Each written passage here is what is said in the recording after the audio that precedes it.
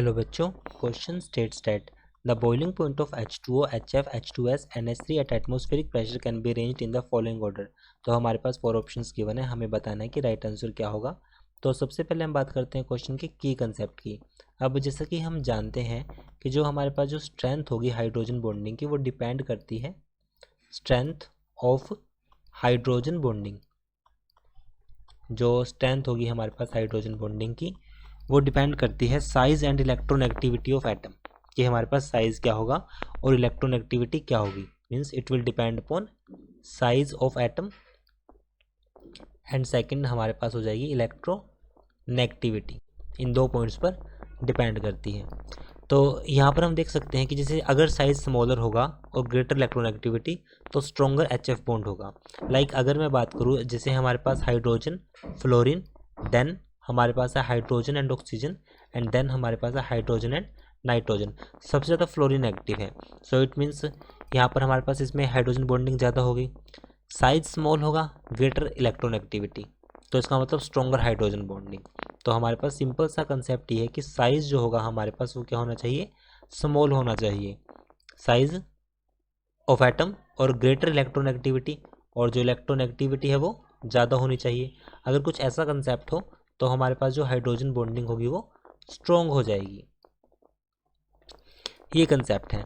So but each HF molecule is linked only of two other HF molecule. अब हमारे पास यहाँ पर जो HF मॉलिक्यूल है वो आपस में लिंक होंगे HF मॉलिक्यूल से, और while H2O molecule linked with 4H2O molecule of hydrogen bonding. तो इसका मतलब अगर यहाँ पर H2O की बात करूँ मैं, अगर मैं H2O की बात करूँ, सो HF जो है, अब हाइड्रोजन बॉन्डिंग कुछ इस तरह से बनेगी। यहाँ पर HF के केस में only 2 HF molecule, while H2O molecule में हमारे पास अगर H2O की बात करूँ, H2O में हमारे पास जो मॉलिक्यूल्स है उसमें जो लिंक होंगे वो 4 H2O लिंक होंगे, 4 H2O लिंक होंगे।